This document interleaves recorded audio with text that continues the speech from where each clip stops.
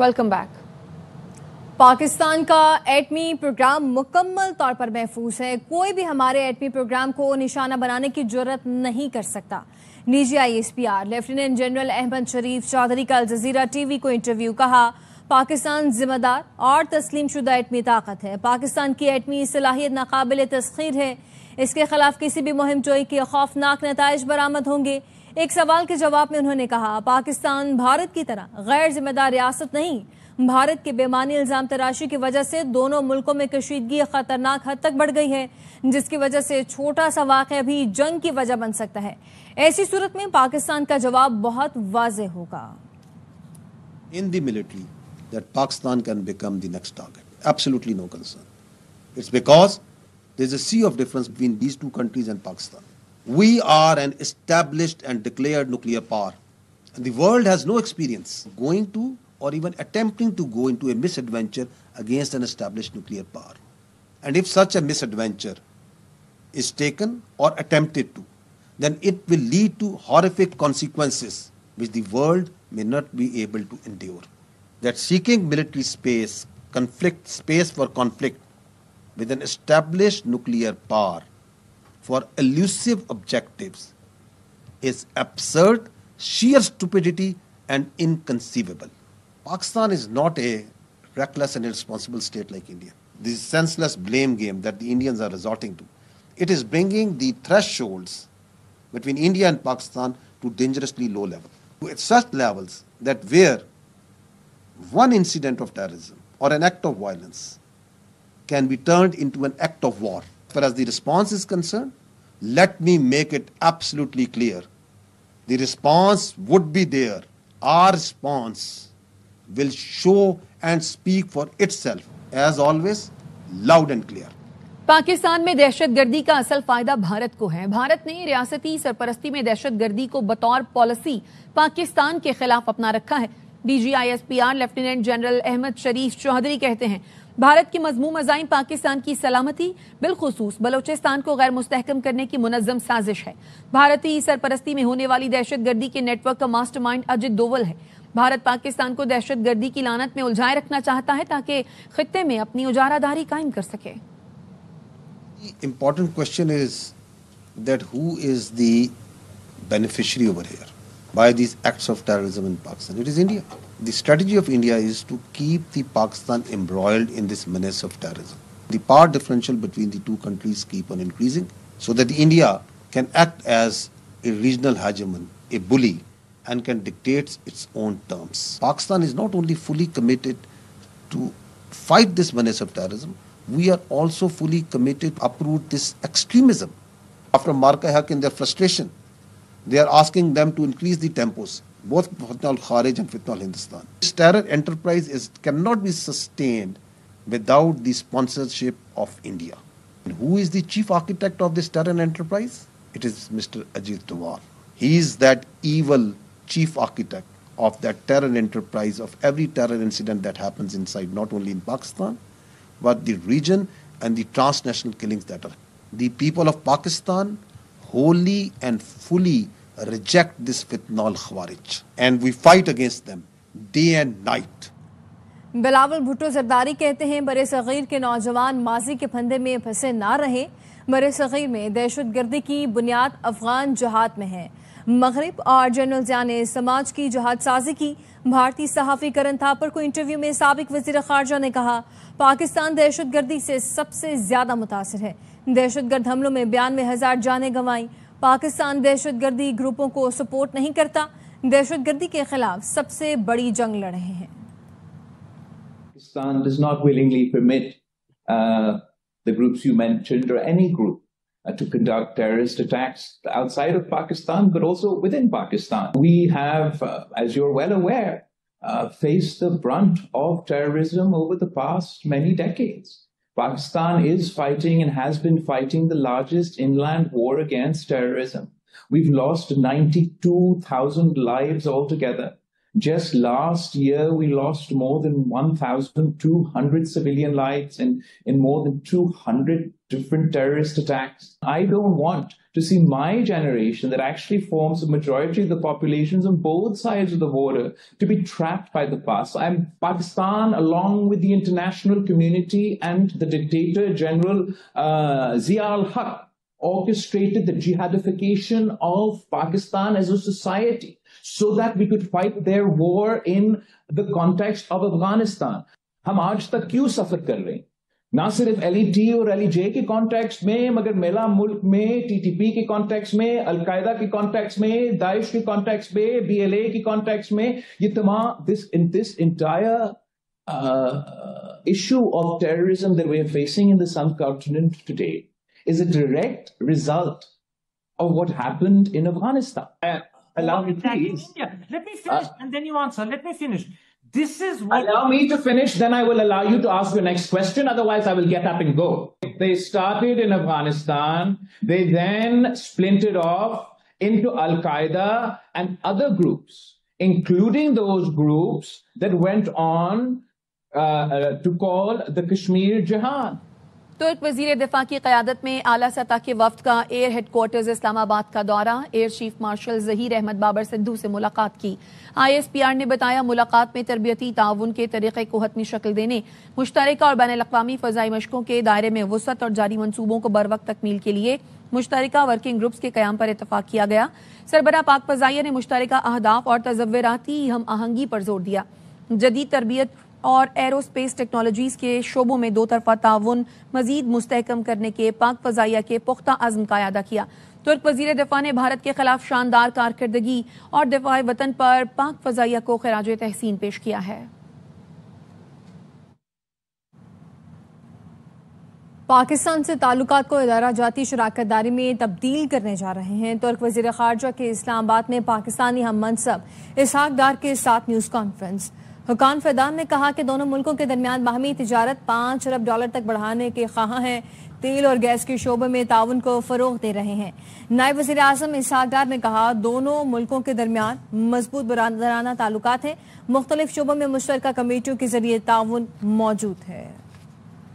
Pakistan will always stand shoulder to shoulder with our Turkish brothers and sisters. My brother and we had the first meeting of the Joint Commission to review the progress made by the 12 Joint Standing Committees. The Istanbul-Tehran-Islamabad train is being revived. Our delegations are meeting in coming weeks to finalize the roadmap for its revival. Number 3, we have already allocated land for construction of Marif School in Muzaffarabad. A Marif Foundation delegation is visiting Muzaffarabad today and visiting the site for evaluation. Number 4, Turkish companies are being considered for undertaking Jinnah Medical Complex and Danish University mega project in Pakistan. Both my brother Hakan and myself will be traveling to Malaysia to attend the ASEAN Regional Forum meeting. نائب وزیر اعظم اسحاق ڈار کی ترکی کے وزیر خارجہ اور وزیر دفاع سے ملاقات۔ ترجمان دفتر خارجہ نے بتایا ملاقات میں تجارت، سرمایہ کاری، توانائی سمیت مختلف شعبوں میں تعاون کو وسعت دینے پر زور دیا۔ ترک وزیر خارجہ نے صدر اردوان کی جانب سے نیک خواہشات کا پیغام پہنچایا اور دونوں ممالک کے درمیان گہرے تاریخی، ثقافتی، مذہبی رشتوں پر روشنی ڈالی۔ دونوں ممالک نے high level strategic cooperation council اجلاس میں جوائنٹ کمیشن کے قیام پر اتفاق کیا تھا۔ اس کمیشن کی مشترکہ صدارت دونوں وزرائے خارجہ کرتے ہیں۔ کمیشن کا مقصد 12 مشترکہ قائمہ کمیٹیوں کی پیش رفت کا جائزہ لینا ہے۔ آج اس جوائنٹ کمیشن کا پہلا باضابطہ اجلاس ہوا۔ اجلاس کی صدارت ترک وزیر دفاع اور وزیر تجارت جام کمال کریں گے۔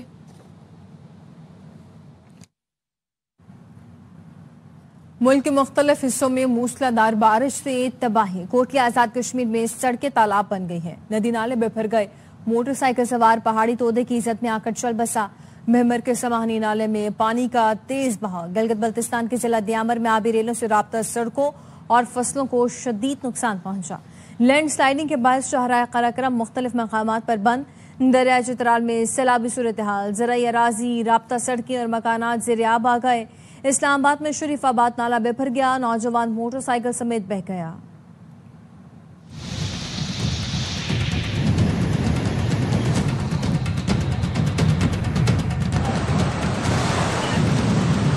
ملک میں مونسون کے بادلوں کی گرج، ندی نالوں میں طغیانی اور لینڈ سلائیڈنگ، نشیبی علاقے زیر آب آ گئے۔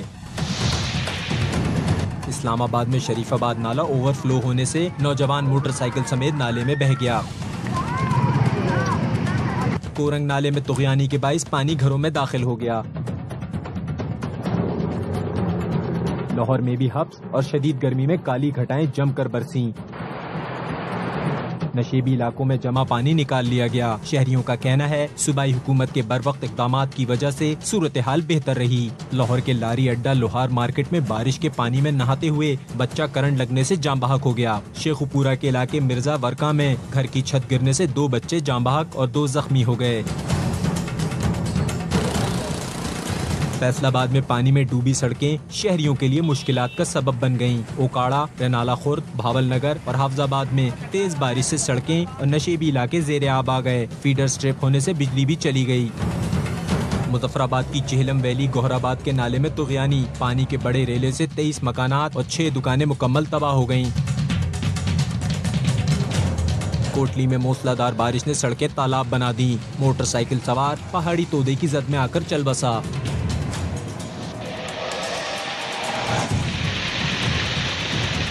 بھمبر کی سڑکوں اور گلیوں میں ندیاں بہنے لگیں، پانی گھروں میں بھی داخل ہو گیا۔ سمہانی نالہ میں پانی کے تیز بہاؤ میں موٹر سائیکل سوار بہہ گیا، موقع پر موجود افراد نے بچا لیا۔ گلگت بلتستان کے ضلع دیامر میں آبی ریلوں سے رابطہ کٹ گیا۔ لینڈ سلائیڈنگ کے باعث شارع کراکرم مختلف مقامات پر بند ہو گئی۔ دریائے چترال میں سیلابی صورتحال ہے۔ ضلع انتظامیہ نے لاہور کی واہگہ زون میں 4 خستہ حال غیر قانونی عمارتیں سیل کر دیں۔ ڈی سی لاہور نے کہا خستہ حال عمارتیں شہری منصوبہ بندی کے لیے خطرہ ہیں، لاہور کو غیر قانونی عمارتوں سے پاک کریں گے۔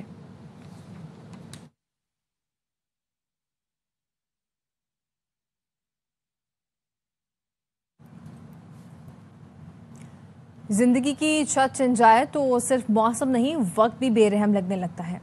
کراچی کے علاقے لیاری بغدادی میں عمارت کے گرنے سے جہاں انسانی جانیں گئیں وہیں کئی لوگوں کا روزگار اور اطراف کے رہائشیوں سے چھت بھی چھن گئی ہے۔ متاثرین کہتے ہیں داد رسی تو سب نے کی لیکن سہارا کسی نے نہیں دیا۔ روحا فاطمہ کی رپورٹ دیکھتے ہیں۔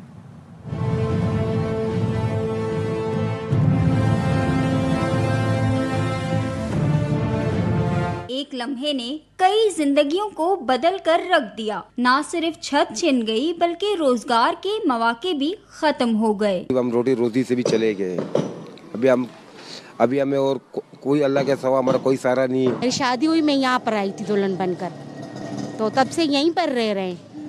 ابھی یہ حادثہ ہوا تو ہمیں گھر چھوڑنا پڑا، سارا سامان روڈ پہ رکھ دیا ہمارا۔ یہ لوگ بول رہے ہیں نا کہ ہم گھر توڑ رہے ہیں، تو بھائی گھر بھی دونوں ہم جائیں۔ ایک طرف ملبے میں دبے رکشے پر نظر رکھے عابد تو دوسری طرف گھر کو ٹوٹتا دیکھ راج بے بسی سے فریاد کر رہے ہیں۔ کچھ سمجھ نہیں آ رہا، کوئی بولتے ادھر جاؤ وہاں پہ فائل جمع کرو، کوئی کیا بول رہے ہیں ہمیں نہیں پتہ ہے۔ ابھی ہم لوگ کہاں جائیں گے، ابھی ہم ادھر ہیں۔ کل ہم لوگ نے اپنا سامان جو ہو سکا وہ تو نکال دیا۔ متاثرین حکومت سے اپیل کر رہے ہیں کہ جلد از جلد متبادل رہائش گاہ اور روزگار فراہم کیا جائے تاکہ ان کی زندگی کا پہیہ چل سکے۔ جہاں ایک طرف انسانی جانیں گئیں وہیں دوسری جانب اس ملبے تلے کئی افراد کا روزگار بھی دب گیا۔ کیمرامین محمد ذیشان کے ساتھ روحا فاطمہ، ARY نیوز کراچی۔ کراچی کے پوش علاقے میں فلیٹ سے خاتون کی لاش ملی۔ ابتدائی تحقیقات کے مطابق لاش اداکارہ حمیرہ اصغر کی ہے۔ خاتون 7 سال سے کرائے پر رہ رہی تھی۔ 1 سال سے کرایہ نہ دینے پر مالک مکان نے CBC میں کیس کیا تھا۔ بالف آیا تو لاش دیکھی۔ تفصیلات سلمان لودھی کی اس رپورٹ سے جانیے۔ کراچی کے علاقے ڈیفنس فیز 6 میں فلیٹ سے خاتون کی لاش ملی۔ ابتدائی رپورٹ کے مطابق لاش 1 ماہ پرانی تھی۔ شناخت DNA رپورٹ کے بعد ہی ممکن ہو سکے گی۔ تقریباً مہینے سے 1.5 مہینہ پرانی ڈیڈ باڈی تھی، ہم نے شفٹ کر کے جینا روانہ کیا۔ علاقہ مکینوں نے بتایا کہ خاتون اداکارہ اور ماڈل تھی، گھر میں اکیلی رہتی تھی۔ 2018 میں فلیٹ کرائے پر لیا تھا۔ ہم بھی یہاں پر 2 سال سے رہ رہے ہیں، تب تک فیملی ہم نے نہیں دیکھی ہے، बट यूजुअली हम उनको देखते नहीं थे। पुलिस के मुताबिक कमरे से मोबाइल फोन और हुमैरा असगर की तस्वीर वाला मैगजीन भी मिला। मोबाइल सिम हुमैरा असगर के नाम पर ही रजिस्टर्ड है। पहले खाना से राब्ता करने की कोशिशें की जा रही हैं। खातून को कत्ल किया गया या तिबी मौत थी, पोस्टमार्टम रिपोर्ट के बाद ही हकाइक सामने आ सकेंगे। कैमरामैन नदीम रशीद के साथ सलमान लोधी, ARY न्यूज़ कराची। वापिस आएंगे ब्रेक के बाद, हमारे साथ रहिए। Welcome back. नॉर्थ कराची में पुलिस और एक्साइज की कार्रवाई। मोटरसाइकिल की नई नंबर प्लेटें मुफ्त बांटने वाले मुतअद्दिद अफराद को हिरासत में ले लिया गया। मामला क्या है जानते हैं सलमान लोधी से। सलमान, बताइएगा शहरियों के फायदे के लिए काम करने वालों को क्यों गिरफ्तार किया गया है, पुलिस का क्या मौक़िफ़ है? देखिए, पुलिस कहती है कार्रवाई एक्साइज और जिला इंतजामिया के अहकामात पर की गई। ये वो नंबर प्लेट्स हैं जो एक्साइज की जानिब से रजिस्टर्ड नहीं है, जिसके बिना पर ये पुलिस ने कैंपेन चलाई। हजारों की तादाद में जाली नंबर प्लेट पुलिस ने तहवील में ले ली। साथ ही पुलिस हुकाम ये कहते हैं कि सिर्फ उन्हीं नंबर प्लेट को लगाने की इजाजत दी जाएगी जो एक्साइज की जानिब से रजिस्टर्ड होगी। न्यू कराची में कुछ लोग मुफ्त में भी नंबर प्लेट बांट रहे थे। उन अफराद को भी पुलिस ने मुतअद्दिद अफराद को भी हिरासत में लेकर थाने मुंतकिल कर दिया और काफी लोग इस वक्त थाने के बाहर जमा हैं, जो तमाम अफराद को रिहाई का मुतालबा भी कर रहे हैं। बहुत शुक्रिया सलमान लोधी। कराची में नंबर प्लेट के नाम पर करप्शन का धंधा हो रहा है। जमात इस्लामी कराची के अमीर मुनम जफर खान कहते हैं कि जगह जगह मोटरसाइकिल सवारों को रोक कर रिश्वत बटोर रहे हैं। शहर में सड़कें हैं नहीं, नंबर प्लेट तब्दील करने का हुक्म दे दिया। करप्शन का धंधा है कि जो ट्रैफिक पुलिस वाले अंजाम दे रहे हैं। जगह जगह बाइक सवारों को रोका जा रहा है। लूट मार का बाजार गर्म है। गाड़ियां, बाइक सबको रोकना, भारी भारी चालान करना, सिर्फ इस बुनियाद पर कि नंबर प्लेट नहीं है। सिस्टम की इस हुकूमत ने हर इदारे को करप्शन का गढ़ बना दिया है। Sindh building control authority, Karachi water and sewerage corporation, Sindh solid waste management board, Sindh हुकूमत के मातहत इदारे को उठाकर आप देखें, नाइली करप्शन का गढ़ बन चुके हैं। कराची में फीचर नंबर प्लेट 2021 से जारी कर रहे हैं। नंबर प्लेट तब्दील करने का फैसला वापस नहीं लेंगे। सिंध के वजीर एक्साइज मुकेश चावला कहते हैं कुछ लोग नंबर प्लेट पर बदबूदार सियासत कर रहे हैं। वो दौर खत्म हो गया जब एक फोन कॉल पर शहर बंद हो जाता था। सूबाई वजीर एक्साइज मुकेश चावला ने मजीद क्या कहा, बता रहे नुमाइंदा खुसूसी संजय साधवानी। एक्साइज डिपार्टमेंट ने सिक्योरिटी फीचर्स वाली नंबर प्लेट मुतारिफ करवाई। हमारे साथ वजीर एक्साइज सिंध मुकेश चावला साहब मौजूद हैं। कॉन्ट्रैक्ट हुआ था गवर्नमेंट टू गवर्नमेंट NRTC के साथ 2021 में। 2022 अप्रैल में ये पहली बार इंट्रोड्यूस हुई थी। आपने एक जो है हुक्म सादर किया है कि पुरानी नंबर प्लेट्स आप नई नंबर प्लेट से तब्दील करवाएं, और लोग क्योंकि एक्साइज के सिविक सेंटर जाने से डरते हैं, आपको भी पता है वहाँ पर एजेंट सिस्टम और ये सारा तरीक़ेकार है। सिविक सेंटर के अलावा हमारा फैसिलिटेशन सेंटर भी जो रिसेंटली खुला है, उधर भी माशाल्लाह बड़ी तादाद में लोग आ रहे हैं। और सबसे बड़ी फैसिलिटी आपको ऑनलाइन है। आप अपनी गाड़ी भी घर बैठे रजिस्टर कर सकते हैं, आप अपना टैक्स भी घर बैठे भर सकते हैं। हमारे ऐप पर चले जाएं, ऑनलाइन घर बैठे आप ऑर्डर करें, आपको SMS आ जाएगा। जैसे ही आपकी नंबर प्लेट आ जाएगी सिविक सेंटर में आपको, या फैसिलिटेशन सेंटर पर करीबी जगह पर, और आपको सिर्फ करना है जाकर अपनी डिलीवरी लेनी है। ऐसा क्या खास है कि आप इन नंबर प्लेट्स पर आप इतने ज़्यादा पैसे ले रहे हैं? आपको बारकोड भी नज़र आएगा, ये लिखा हुआ है, होलोग्राम भी नज़र आएगा, सिक्योरिटी थ्रेट भी नजर आएगी, और इसमें भी हमारा कोड है। और ये अजरक के नीचे अंदर ऐसा समझे, इस पर कोई पेंटिंग नहीं हुई है, ये इनग्रेन्ड है। उसके बाद इस पर पूरा एल्युमिनियम फॉइल लगा हुआ है, 3 डायमेंशन पर होता है। आप इसको अगर 3 डिफरेंट डायमेंशन में देखेंगे तो आपको गवर्नमेंट ऑफ सिंध का भी लोगो नजर आएगा, पाकिस्तान लिखा हुआ भी नजर आएगा, सिंध भी लिखा हुआ नजर आएगा। पाकिस्तान भी है, मज़ार कायद भी है और अजरक भी है। तो एतराज किस बात पे? नंबर प्लेट पे। नंबर प्लेट पे, अजरक पे। खैर देखिए जी, इस फैसले के बाद अजरक वाला निशान हटाने का सोच रहे हैं? सवाल ही पैदा नहीं होता। पंजाब ने शुरू में गंदम का निशान लगाया था। इस्लामाबाद की नंबर प्लेट पर अगर फैसल मॉस्क है, इस्लामाबाद का ट्रेडमार्क है इस वक्त। अगर सिंध की सखाफत ये है, सिंध में रहने वालों को इस पर कोई एतराज़ नहीं होना चाहिए। जो लोग ये एतराज़ कर रहे हैं वो अपनी सियासत चमका रहे हैं, क्योंकि उनकी सियासत दफन हो चुकी है। वज़ीर एक्साइज सिंध मुकेश चावला ये कहते हैं ये सिक्योरिटी फीचर्स नंबर प्लेट्स हैं और ये नंबर प्लेट्स तमाम शहरियों को लगाना होंगी। ہم تحریک کا آغاز کریں گے اور پورا پاکستان دیکھے گا. وزیر اعلیٰ خیبر پختونخوا علی امین گنڈاپور کہتے ہیں ملک میں آئین اور قانون کی بالادستی نہیں. حلف برداری کی تقریب میں گیا تھا, گورنر سے ملنے نہیں. میں ملاقاتیں چھپاتا نہیں ہوں. یہ تحریک اپنی کامیابی تک پہنچے گی. خان صاحب رہا بھی ہوں. خان صاحب نے کسی جگہ کا نہیں بتایا, جگہ کا اور ہر چیز کا فیصلہ ہم نے کرنا ہے. آل اوور پاکستان کا کہا گیا کہ ہم اس دفعہ تحریک شروعات کریں گے. بات یہ ہے کہ ہمارے چیف منسٹر صاحب کا حلف تھا تو میں ان کے حلف پہ گیا تھا. اب ملاقات اس کو کہنا اسپیشلی صرف گورنر صاحب کو ملنے جاؤں. میں نے کوئی اس طرح کی ملاقات کرنی بھی ہو نا تو میری ایک عادت ہے, سب کو پتہ ہے, میں ملاقاتیں چھپاتا نہیں ہوں. 100 بار احتجاج کریں, سیکیورٹی بھی دیں گے. اگر کسی نے چڑھائی کی تو 26 مئی سے زیادہ مرمت کریں گے. وزیر مملکت داخلہ طلال چودھری کہتے ہیں بانی پی ٹی آئی کے بچوں کو آنا چاہیے لیکن آئیں گے نہیں. ان کے بچوں کو آنا چاہیے اور ان کے بچوں کو پتہ چلنا چاہیے کہ ان کے والد نے اس ملک کے ساتھ کیا کھلواڑ کیا, لیکن یہ آئیں گے نہیں. اسرائیلی سسرالی بڑی اس وقت تکلیف میں ہے کہ وہ کیوں آج اپنی کیے کی سزائیں بھگت رہا ہے. 100 بار احتجاج کریں, سیکیورٹی بھی دیں گے, دھیان کریں گے, اور اگر کسی قسم کی آپ نے چڑھائی کی, لا قانونیت کی کوشش کی تو 26 مئی سے زیادہ مرمت کریں گے. ڈٹ کے کھڑا ہے کپتان کے کسی طرح این آر او ملے. کبھی امریکہ سے بندوں کو بلا لیتا ہے, کبھی اپنے بندوں کو بھیجتا ہے. یہ گنڈاپور سے پوچھیں کس نے نہیں کہا کہ اس کو چھوڑ دیں.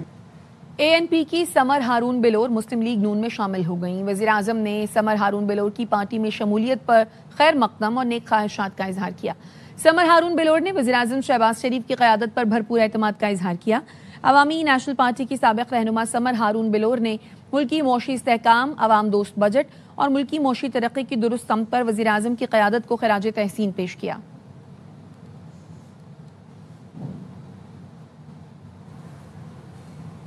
پنجاب اسمبلی کی استحقاق کمیٹی نے سابق ڈی پی ای رحیم یار خان کے خلاف انکوائری کمیٹی قائم کر دی ہے. رکن پیپلز پارٹی ممتاز شاہ کی تحریک استحقاق پر سابق ڈی پی او رضوان گوندل کمیٹی کے سامنے پیش ہوئے.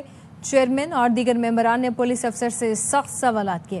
ممتاز شاہ نے موقف اپنایا. سابق ڈی پی او نے ان کا آئینی اور پارلیمانی استحقاق کو مشروع کیا. سابقہ ڈی پی او کی رحیم یار خان میں تعیناتی تاریخ کا سیاہ ترین دور تھا. کی ہم عزت کرتے ہیں اور اسی یونیفارم کی وجہ سے ہی ہم لوگ محفوظ ہیں, چاہے سرحدیں ہوں چاہے ہم اپنے گھروں میں ہوں. میرے پاس پورے 2 سالوں کے اسکرین شاٹ ہیں. 10 دفعہ کال کریں تو 1 دفعہ ممبر کو جواب دیا جاتا ہے. جو یہ ڈی پی او صاحب تھے, ہماری رحیم یار خان کی تاریخ سے سیاہ ترین دور گزر گیا ہے. صوبائی وزیر سعید غنی میڈیا سے گفتگو کر رہے ہیں. ٹاؤنز کا اور صوبائی محکموں کا وہ بہتر ہو جائے گا, اور اس رابطے کی بہتری کی وجہ سے جو شہری ہیں ان کو شاید ہم بہتر طور پر سہولیات فراہم کرنے میں کامیاب ہوں گے.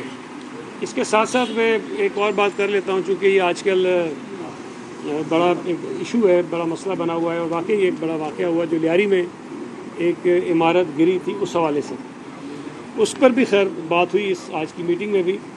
لیکن آپ کے علم میں ہے کہ ایک کمیٹی بنائی تھی سندھ حکومت نے, جس پہ 4 ممبرس تھے, اس کے کمشنر کراچی اس کو ہیڈ کر رہے تھے.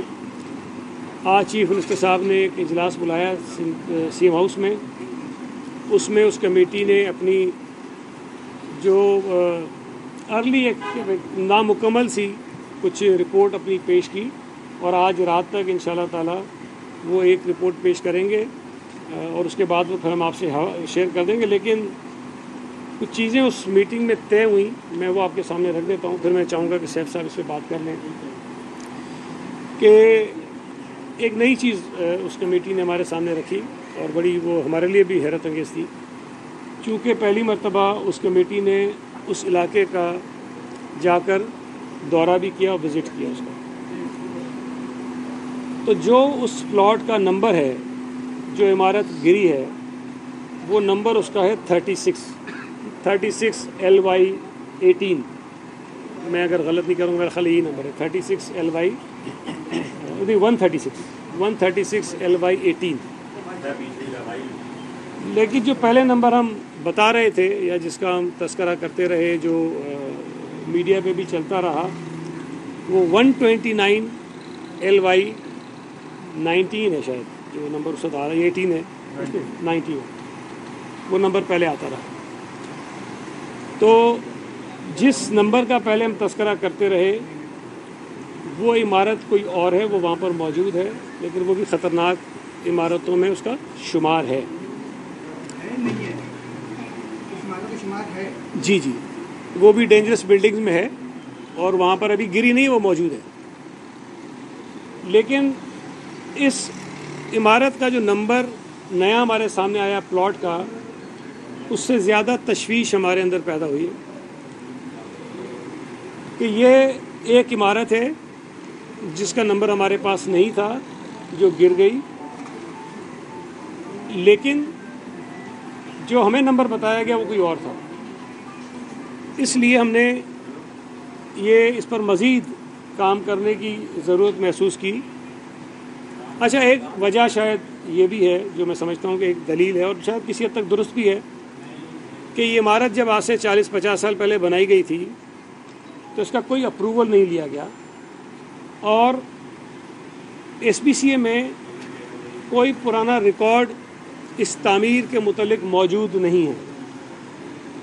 تو ایک شکایت جو 2022 میں آئی تھی، اس شکایت کے سامنے رکھ کر جب انہوں نے یہ سروے کیا تھا اور جب یہ فوری طور پہ عمارت گری تو ہم تو خیر اسی میں پریشانی میں لگے ہوئے تھے، کسی طرح سے ایک ریسکیو کیا جائے لوگوں کو، ایک ریلیف کا کام تھا، اس میں لگ گئے.